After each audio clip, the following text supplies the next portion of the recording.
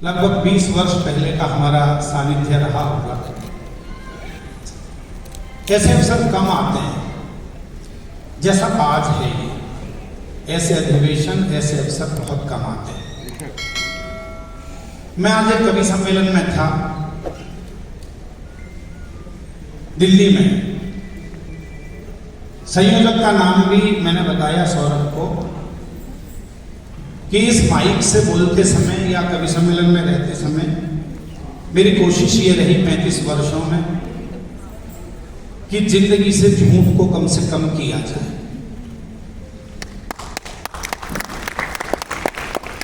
वही हम बोलने की कोशिश करें। विषय इसने दिया है कि मंच पर संस्कार की पाठशाला।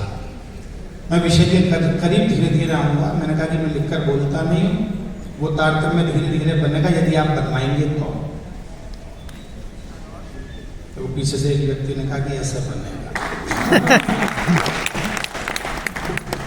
ऐसे ही बनता है, कवि सम्मेलन में भी ऐसे ही बनता है। डाइस को मैं थोड़ा सा बता दूं। मेरे बहुत प्यारे सौरभ, जिनको मैं बहुत हृदय से प्रेम करता हूं, मेरे 35 वर्ष के साथी शशिकांत यादव, जिनको मैं अखाड़े का कवि मानता हूं।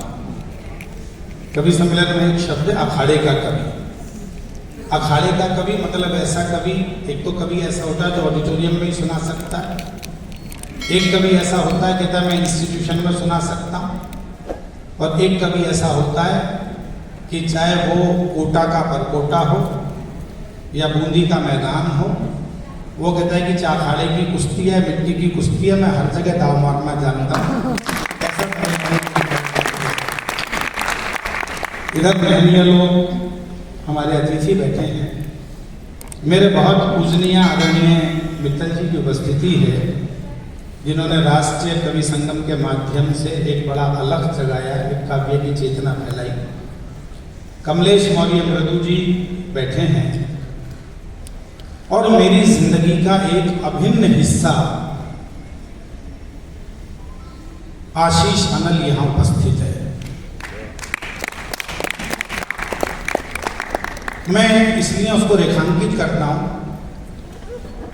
कि पिछले 35 वर्ष में मीडिया पर बहुत अधिक सक्रिय ना रहने के बावजूद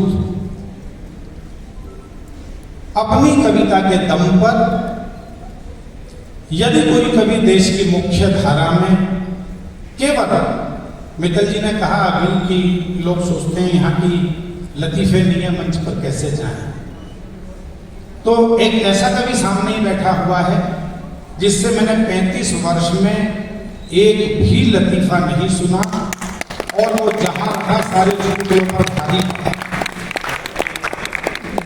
चाहे लाल किले का मंच हो, चाहे देश में जहां भी हो। मेरे बहुत सारे साथी बैठे हैं। आदरणीय गुणवीर राणा जी शब्द की एक इतनी बड़ी मेधा उनके रूप में उपस्थित है। मंचों पर वो कम जाते हैं, लेकिन जो उनकी गजलें पढ़ लेता है, जो उनके गीत पढ़ लेता है, वो सर्च करता है कौन है गुणवीर राणा, कहाँ रहते हैं। ये सारी बात जो मैंने आपसे की, ये मेरे विषय की प्रस्तावना है। सौरभ ने कहा कि भैया आज थोड़ा सा समय ले सकते हो, क्योंकि कवि सम्मेलन में तो मुख्य प्रस्तावना पाठक जी ने भी कहा, मुकेश मेश्राम जी ने भी कहा, इसने भी 2-3 बार कहा, अनामिका ने भी कहा कि ये कवि सम्मेलन नहीं है, ये कार्यशाला है। 350 लोग जो यहाँ उपस्थित हैं, ये सब विद्वान हैं। इनमें से बहुत सारे लोग ऐसे हैं कि जो इस हॉल में मेरी बात सुनने के बाद या किसी वक्ता की बात सुनने के बाद चाय की टेबल पर या खाने की टेबल पर बात करेंगे एक दूसरे के कान में कि जितने भाषण देने वाले हम जानते हैं इनकी असलियत क्या है।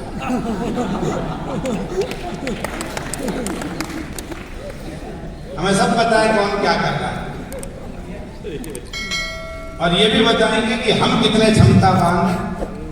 ये जरा सा मौका दे दें तो इनको तो हम 2 मिनट में धकेल के शीर्ष पर झंडा हम गाड़ने की क्षमता है। अच्छी लगे तो तालियां भी बजाइए। हम परिवार में ऐसा भी कुछ लोगों के मन में विचार आता है। लेकिन मेरे प्यारे दोस्तों, मेरे प्यारे बड़े भाइयों, मेरे प्यारे छोटे भाइयों, कुछ बड़े भी बैठे हैं जिन्होंने मंच पर बाद में कविता की शुरुआत की। आशीष आ गए थे 19 वर्ष की आयु में, 20-21 में शशि आ गए थे। लेकिन मंच पर ऐसे बहुत सारे कवि हैं जो उम्र में तो बड़े हैं, लेकिन वो मानते हैं कि हमारी कविता की आयु इन लोगों से छोटी है। वो 40, 45, 50 वर्ष में मंच पर आए, इस नाते वो वरिष्ठता क्रम में कनिष्ठों को भी ज्यादा महत्व देते हैं। तो ऐसे मेरे बहुत सारे बेटा, आप देखो ये संस्कार की पाठशाला की बात हो रही है और 2 बिटियां मोबाइल पर लगी हुई हैं। किसी को तो